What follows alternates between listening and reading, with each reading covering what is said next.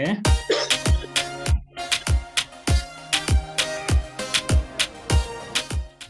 Hello to you. My name is Vincent Cafero Liaz. I'm a person with a physical disability, and currently I work with Uganda National Action on Physical Disability as a program manager.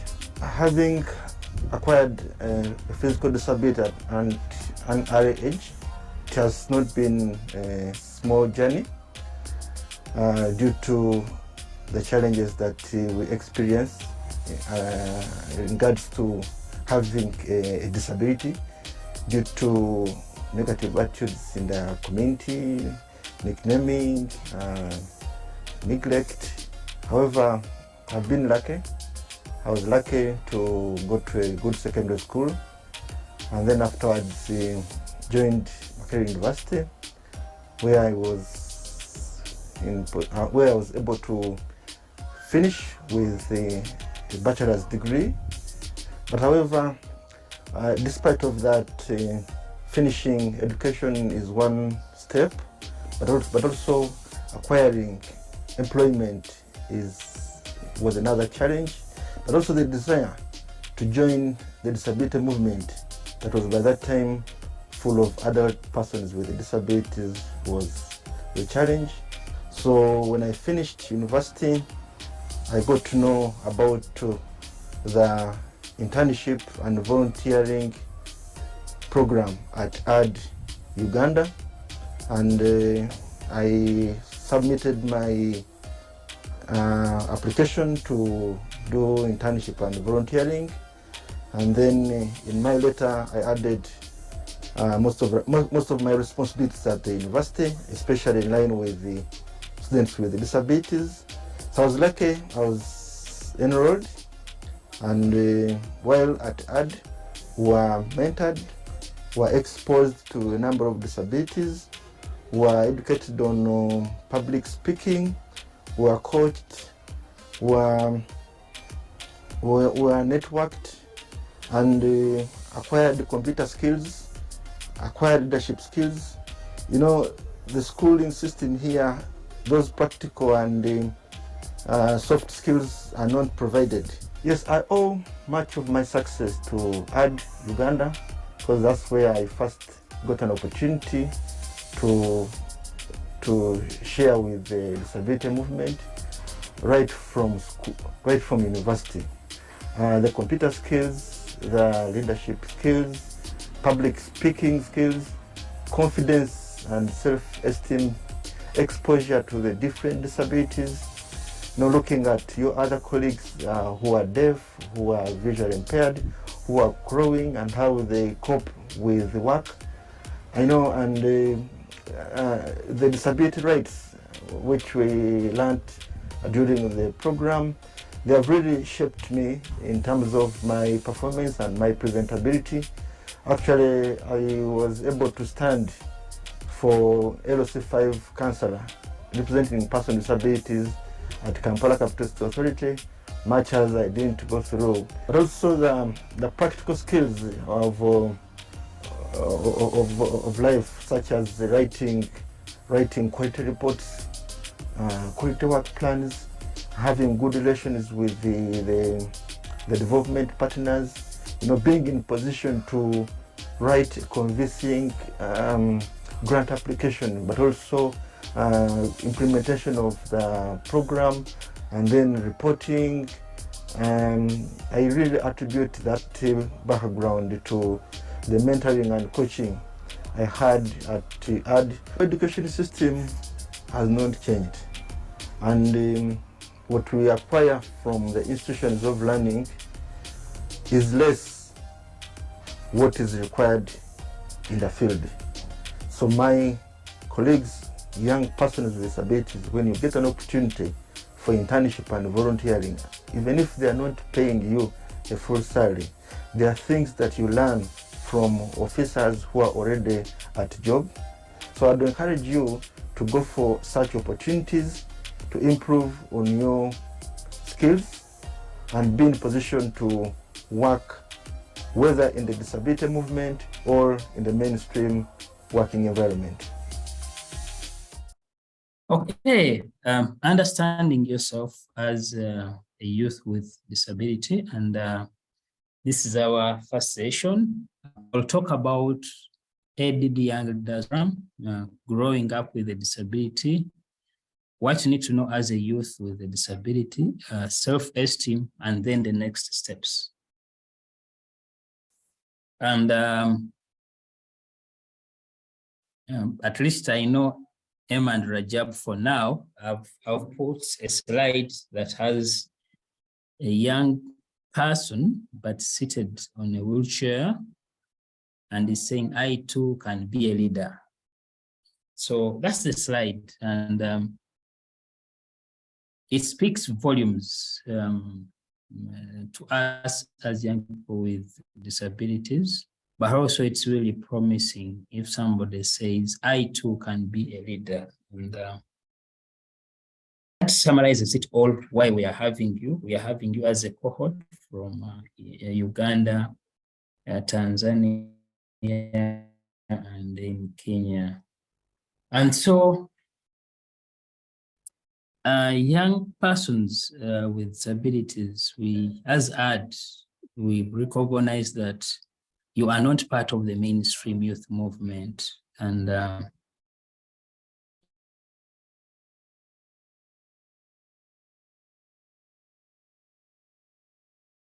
Georgie, your voice is on and off, and can you raise it a bit?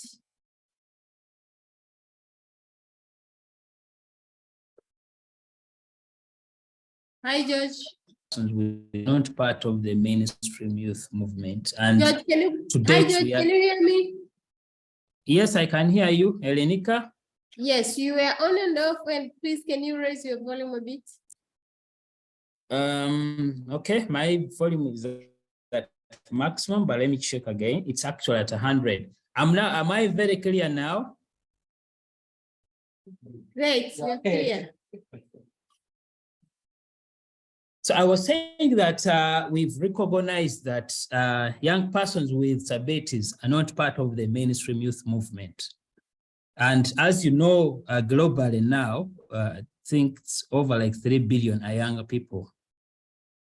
And also we've noted that leadership is not only taught at school, but through experience. And under this program, AD and Bournemouth University have lined up a series of sessions where we believe that it's going to be an experience journey that we are going to move together. But also we've realized that a majority of the leadership programs that we hear of are short of including youth with disabilities. And when we're talking about youth with disabilities, we are not only talking about people with physical disabilities, but we are talking about people hard of hearing, people of short stature, young people with albinism. Sorry for yes, Ellen. Sorry. Can you put your slide in a PowerPoint view? Meaning without leaving the other slide on the, yeah, great, thank you. Okay. So majority of the leadership programs that we hear of are short of the inclusion of young people with disabilities. And so as a small start, as AD and Bournemouth, we feel that this is an eye-opener for us who are on this program to learn quite a lot about the issues we face and how we can overcome them. And so as an organization, we envision a world in which young persons with disabilities are empowered, mentored, coached, supported to achieve their leadership potentials for years to come. And I want to mark the word leadership. Leadership does not only mean leadership in organizations or in the NGOs or in government. It can be leadership in carpentry. It can be leadership in tailoring. It can be leadership in farming. It can be leadership in knitting.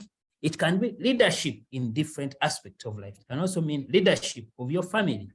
So this is where we are envisioning you to be in the coming years. And so we hope that around December, we would have provided you with the tools you need to effect change globally and locally.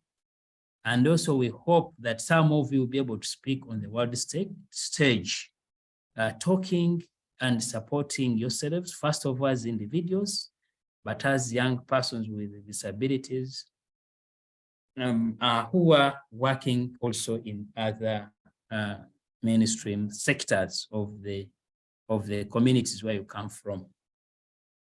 I've put up something, I don't know. Can anybody put up the hand and tell me what you are able to see, with the exception of my two brothers I know who are visually impaired? Can anyone put up a hand? I know Blaze has been taking us through this. You telling me what you are seeing?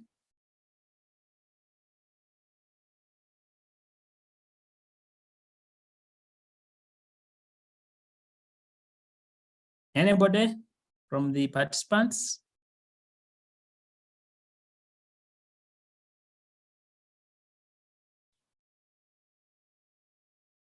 Elenika, am I clear? Gertrude, you want to respond to that? Yeah, Yes, there's get three through. hands up, George. Winnie, Lucy, and also from Elenika. Let's have, let me see. Lucy, yes. Lucy, what are you seeing? I think it's a seedling. Okay, it's a seedling, yes. The next hand. Lucy, you can mute a seedling. Yuma, what are you seeing from Zanzibar? I can see a very small plant. It's growing. Yes, that's it. And a very small plant growing, great. Whose hand is next? I see. Elenika, can you help me choose another person? Yes, I can't have see the. Gertrude here. Yes. I also see a small tree with green leaves growing very well. Only that. Yes. Yeah. Wow, that is good. Green and growing very well. And the last hand? I have another here. For me, I can see there is a sand. There is a sand. There is Yes. a small plant with Yes. small leaves. And also I can see the background of the picture. There is a green color. Yes. Wow. Okay. Thanks, team. All the answers are right. Definitely, this is a young health plant that's growing, as you rightly said. But also, you can see the soil. Somebody talked about sand, but it's also fertile. And also, somebody talked about the leaves. You can see the leaves the way they're sprouting out, and it's quite looks a health tree. So in this sense, what we are studying about, what we are sharing today is that this is a young tree growing up in the health environment. And this tree, it is you.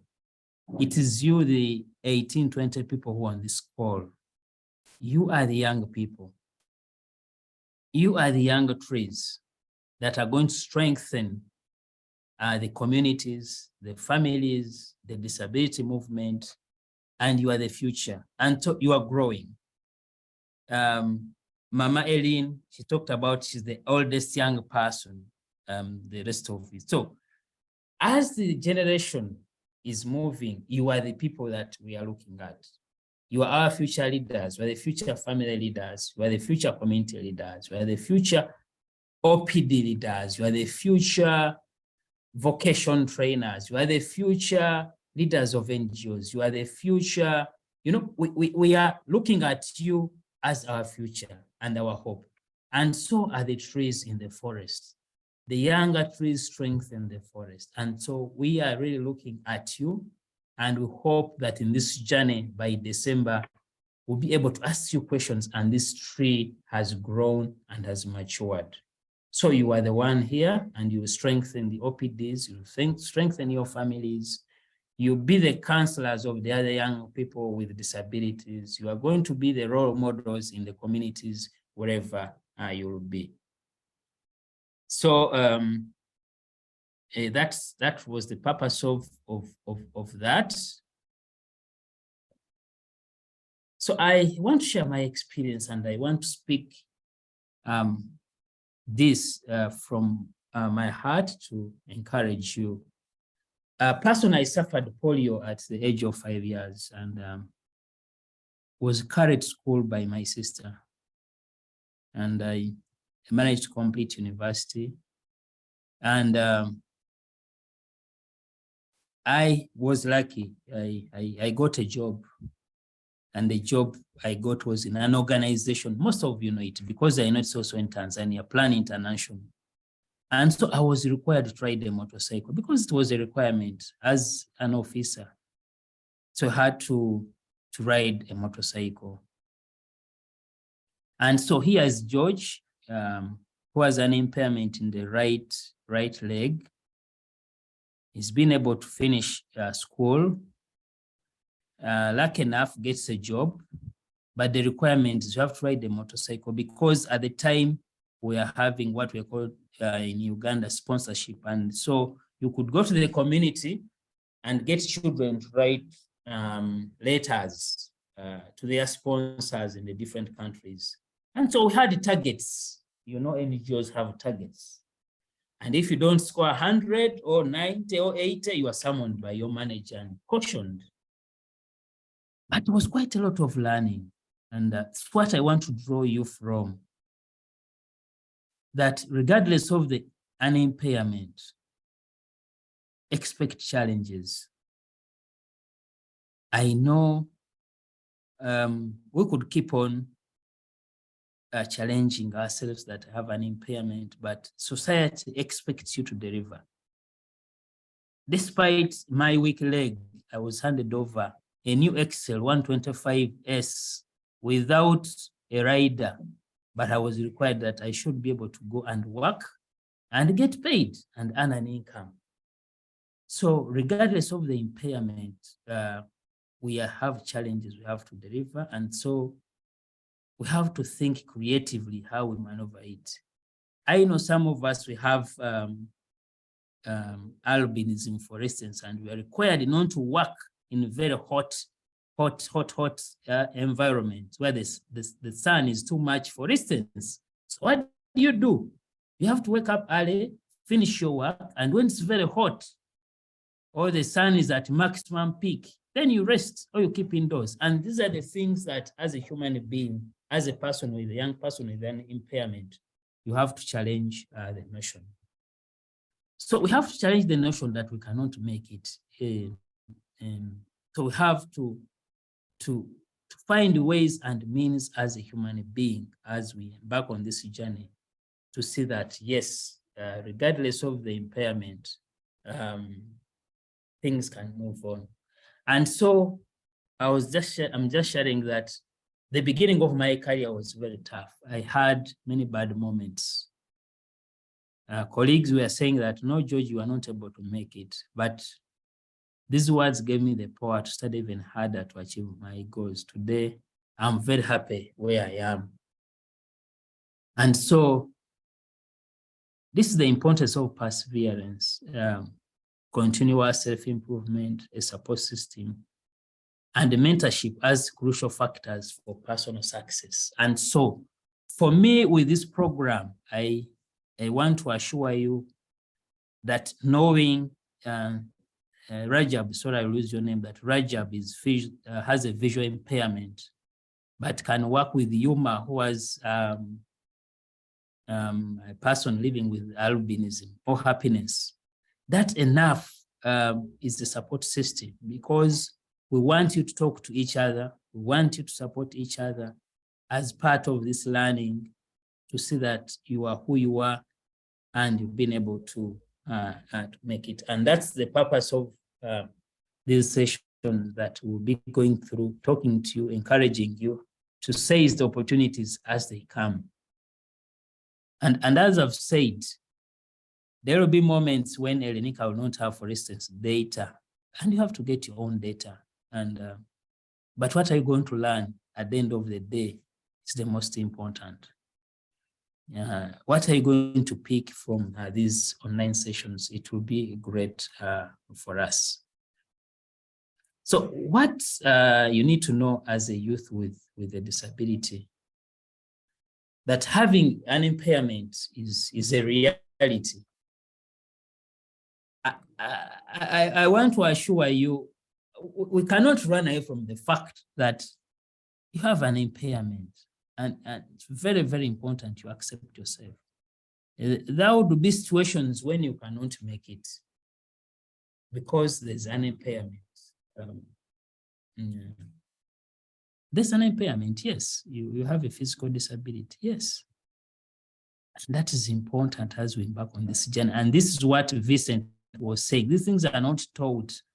You don't get them at school. For instance, in say Dodoma University or Dar University, all of you do the same exams, and they don't say that, no. MI has a visual impairment. Is not going to do the exam. She will be subjected to the same exam. You will be subjected to the same interview. So important that you do accept yourself and find how do we maneuver our life. And so the world has put in several enabling legal environments to support youth with disabilities and persons with disabilities. But between you and me, again, some of this is in written. For instance, in Tanzania, we have the 2%, but some of probably the councils are not willing to support us. Again, they say 2%, and then they put very stringent requirements for you to access it. They will say you need to be say 5 people.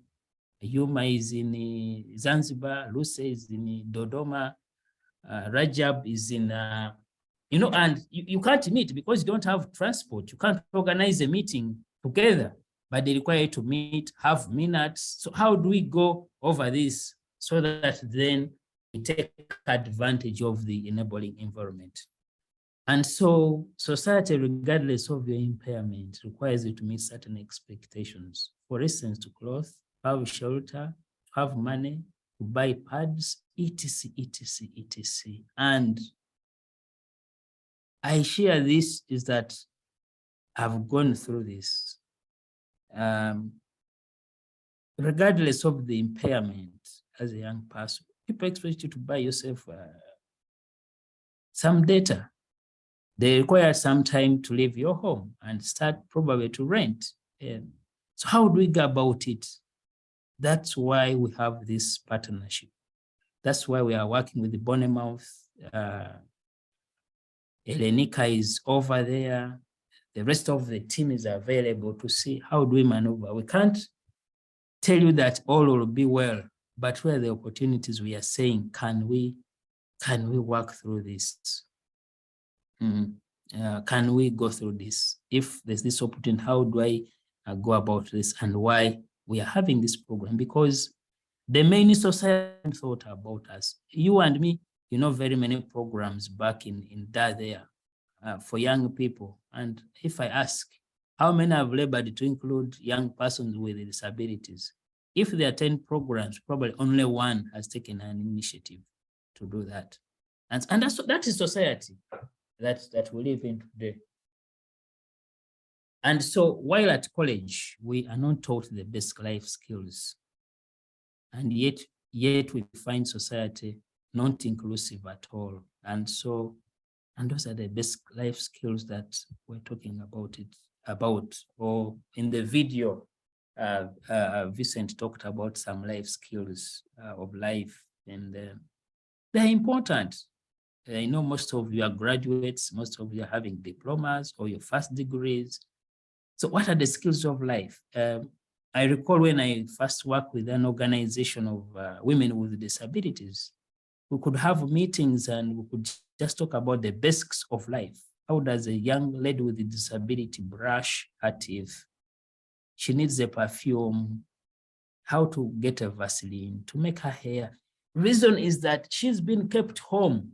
People have not realized her potential because always is keeping the home. When people go out to work, first she's left at home. She's not taught the basics of life. And this is what the National Union of Women with Disabilities of Uganda started with. We could have meetings, and these meetings would be about how do we get to know one another? How do we strengthen what are the basics of life? for colleagues who are hard of hearing, we call it activities of daily living, you know, like Rajab can be taken around the office, showed the toilet, showed the, you know, this is the kitchen, this is the sink. So even us, when we meet as a team, we have our platform. What issues do we share ourselves? We have this call. We are going to be like 50. How do we support each other? And these are the basics of life, because society is not inclusive, and yet we do have the impairment. So I want to say that SAY every opportunity to learn, to network, and support each other. The team that we have for the coming 6 months or 7 months means a lot to us. And I know with the time, they are going to share all our contacts. Feel free to send a WhatsApp note. Blaze, I'm having this challenge. How do we go about it? I need to do this. Elenika, George, and others that you'll be meeting online. We are really available for this kind of support. We don't want to be a lecture like the way it was in colleges, and then we leave you hanging. And so we joined this at the time when we're talking about rights. Right to education, right to shelter, right to livelihood, right. But I'm also saying that rights are not food, but are a means to address our survival. So we'll be struggling for our rights, yes, but also we need to find a way on how we survive in this competitive world, even as we go advocating for our rights. But then also we need to find a survival.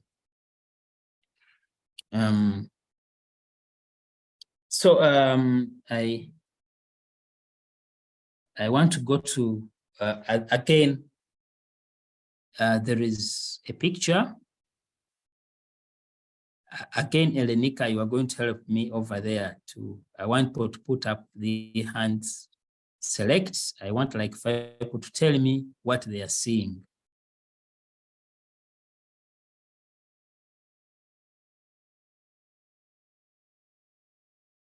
Elenika, are you on the call?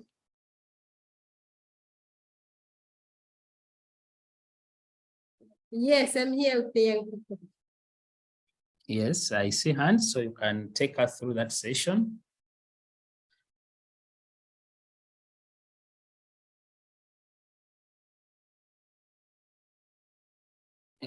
Elenika, you can help me select those who have put up their hands, and then I need 5 to tell us what they're seeing. I see that Yumna has raised hand as well.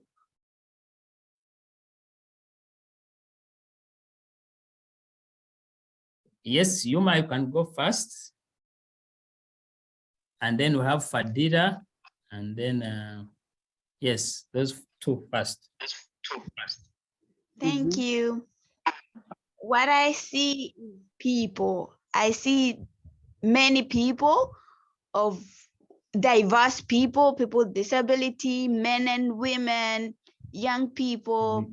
There are 2 people with a wheelchair, one,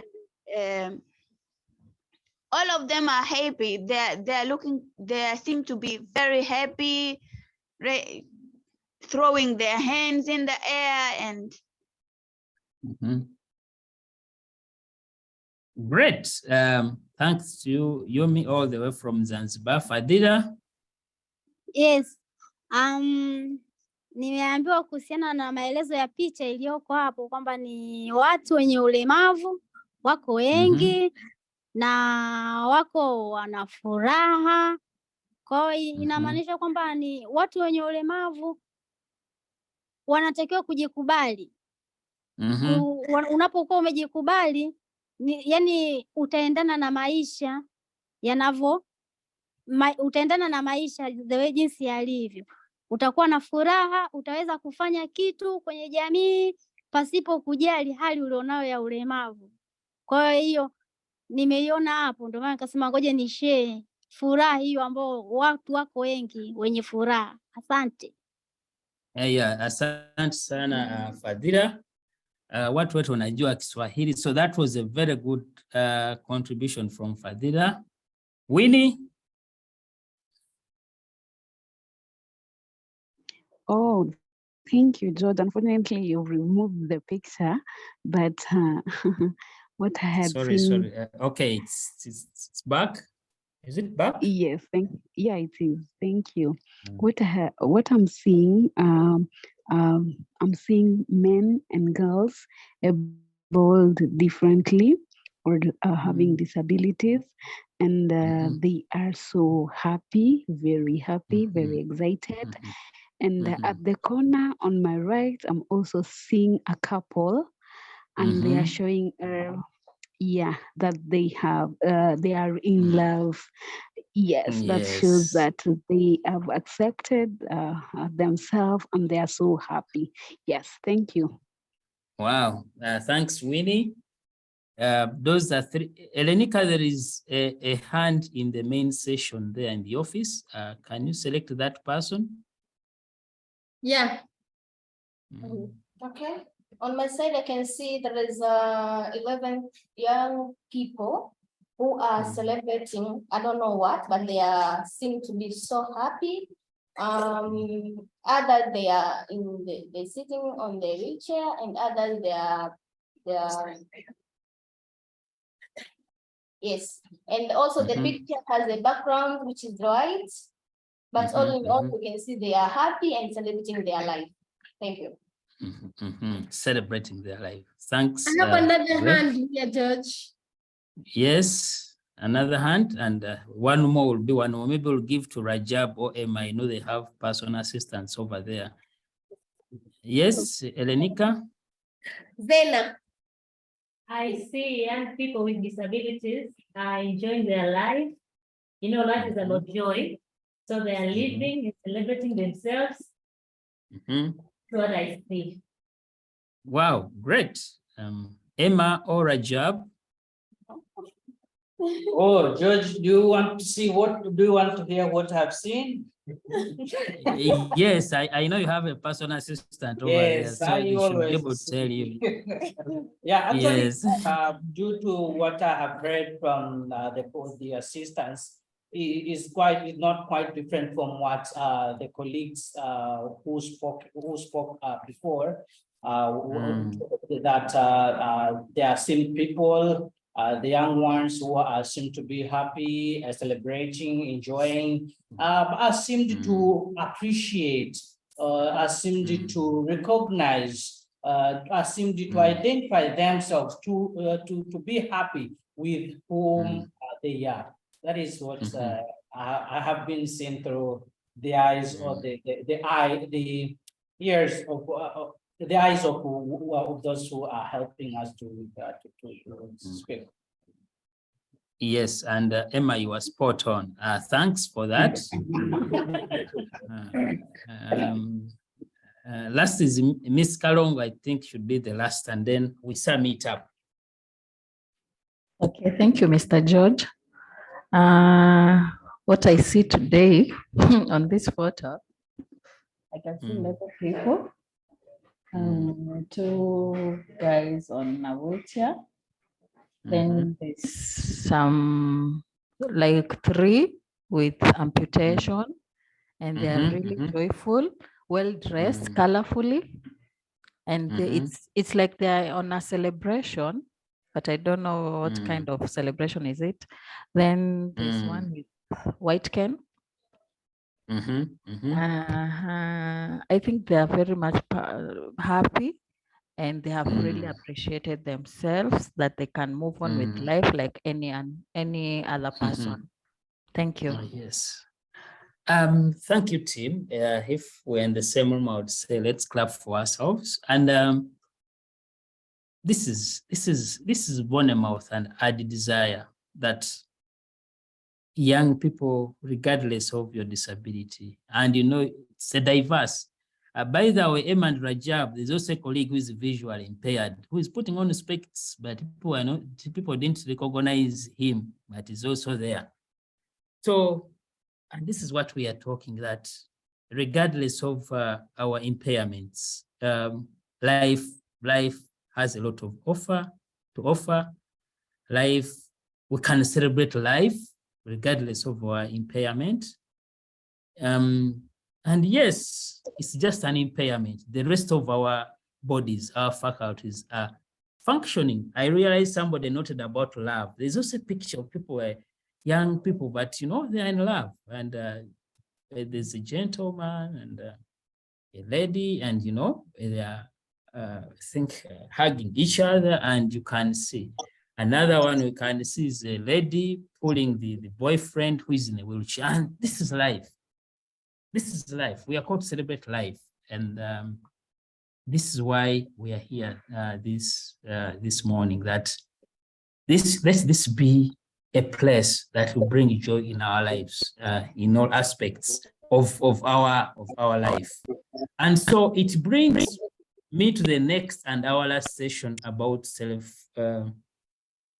identity here that I want to highlight, that having a lived experience of disability, self-identity plays a significant role in the formation of identity. The self, in the acceptance, the waking up of Rajab, and probably you don't know where you've placed the toothbrush, but you recognize that in your room you have to look for it. That self, that identity is very, very important, even as we go for these sessions. For me, it's one thing that if you don't acknowledge, if you move, Emma, when you are shy because you are visually impaired, that means you've not identified yourself. So identify yourself and accept it, and that is the engine.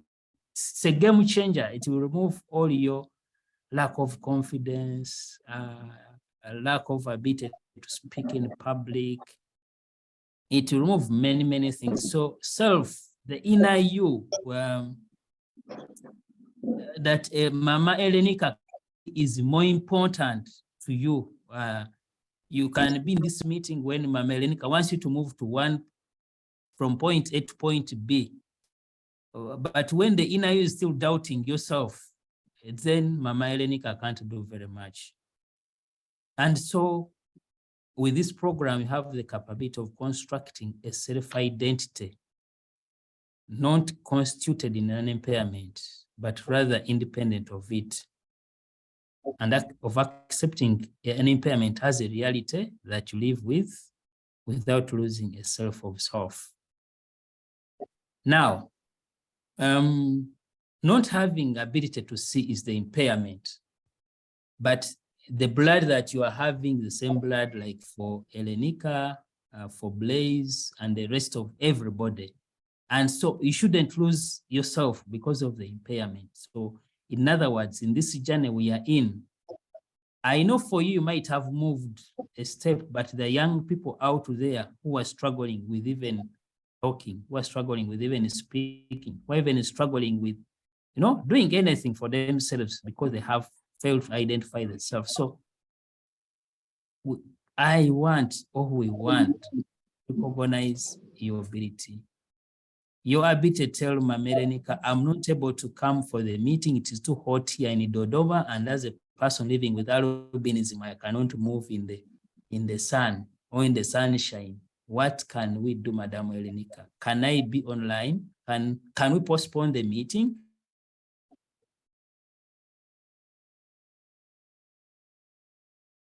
At 10, have a physical disability and I get pain in the morning. Is my internet clear? Am I still on? Your sound is going too low. Okay, let me add on that. I needed to check that. So I was saying that that self to know that the meeting, please organize a meeting in a place that is accessible, I'm a wheelchair user, and you're able to speak it out. That's the self that we want you to generate in yourself and to accept.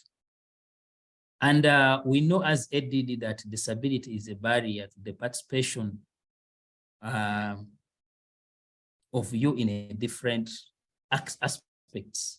And we know because of disability, society, then there are a lot of discriminatory attitudes, tendencies, culture, policies, and institutional practices. And that's where advocacy comes in. If you're from Dodoma and you're part of this meeting, are you able to cause change in the Dodoma Council and say, we are here also young people with disabilities? What program are you having for us? So, but it begins with the self-identity, the self, knowing the self, and then your ability to say, I'm putting the impairment there, I now have it, but I can influence a change. So I want to urge you to sideline your impairment and formulate a self-identity based on what you are able to do and seize every opportunity for transformational growth.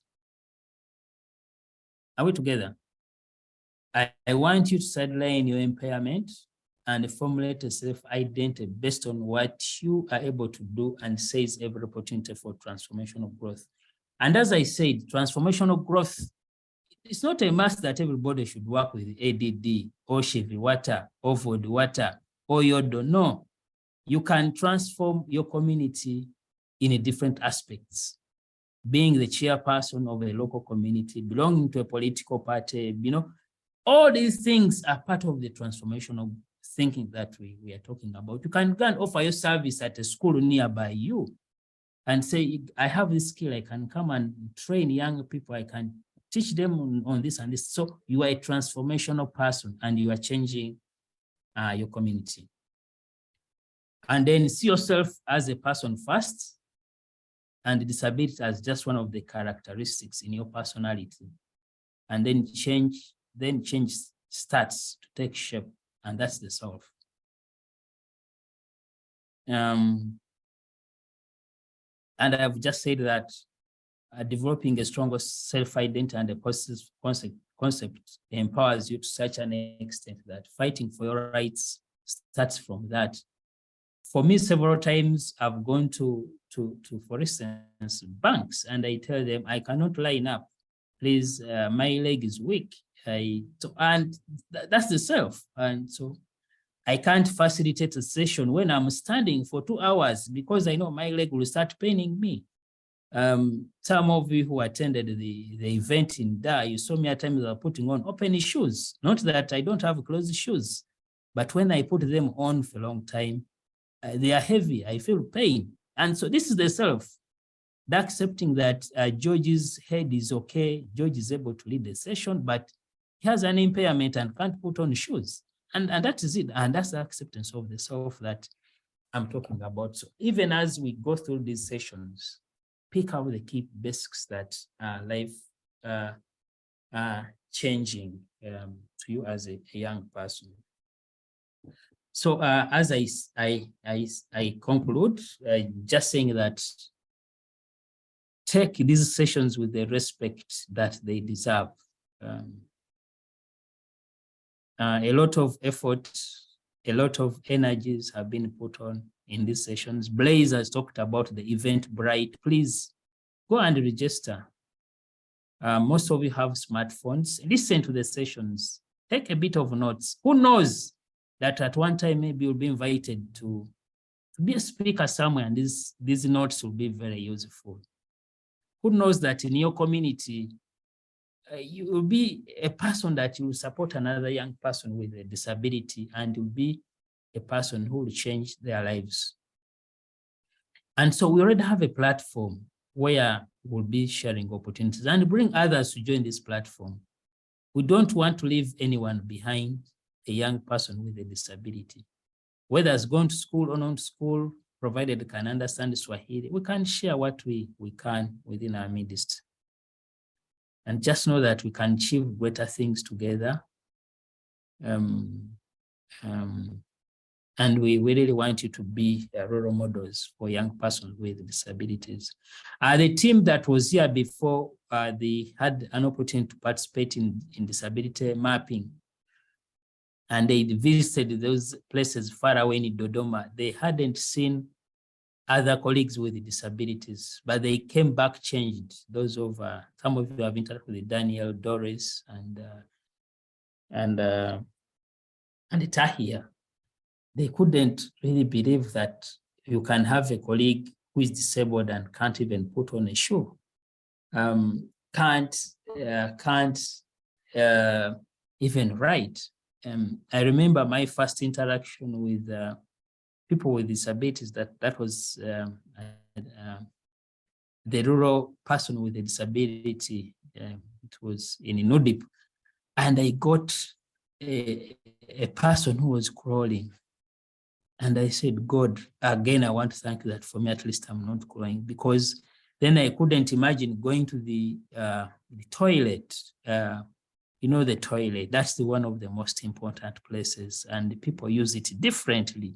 So I imagine, George, if you're crawling and you are having to go, but you have to ease yourself. I decided now I will be a role model for young persons. I'll talk about disability. I'll take it up and speak about the issues that affect us. So want you to be role models. Want you to be the shock absorber for the others who are again having more challenges, who can't even afford the perfume, who can't even afford the shaver to really do the armpit cleaning and all these other things. And you are there, you are the hope of the others. And I just hope that this session will serve as a guiding light to you, encouraging you to pursue your dreams and even make more meaningful contribution to your communities, wherever you are in Uganda, in Tanzania, but also in Kenya. So lastly, I picked the impact for this program. We'll have a series of advocacy campaigns led by young people in East Africa. And we hope that this will advance the rights of disabled people within the region. So we also hope that we'll be able to access more resources that can be used by a range of disability stakeholders beyond the life of the project. That's why we have a website. I know in Africa, we have a kind of a bit of a poor reading culture, but I want to encourage you during your free time, visit the website. And Blaze, if you are still on the call, please bring back that website. I visited it and people have started putting there a lot of information that can guide you, understand more about issues of disability, about things that we'll be doing. But also we hope that we'll create links between young disabled people and the academia and other opportunities that will be coming. A lot will be shared on this platform. Colleagues, you'll excuse us that during the COVID, a lot of things went online, and these days we have smartphones. So I will encourage you that a smartphone is not only for Facebook, TikTok, I don't know which other we have now, Twitter, Instagram, Snapchat, but it's also a tool that we can use for a lot of learning. This website of ours has a section for resources. I've visited it, and there's a lot of materials on that which you can use, to empower yourself and to change several things, to change attitudes, but also to have knowledge. So we have training materials, we have training courses, we have toolkits with the reports, and a lot of information is going to be continue to be posted on this website. So I want to encourage you as I finish that disability is not inability, unless you want to be unable or you enable yourself. But we are in an era where disability is high on the agenda. But therefore, your information, recently I've been elected as a co-chair for BOND. BOND is British Organizations Development. So just want to encourage you that I competed with somebody from another organization. And I did write my bio, my brief. And so I've been voted as one of the co-chairs of the Disability and Development Group. And so you see how opportunities are coming up. And I want to encourage you and inspire you that utilize this opportunity and then move forward.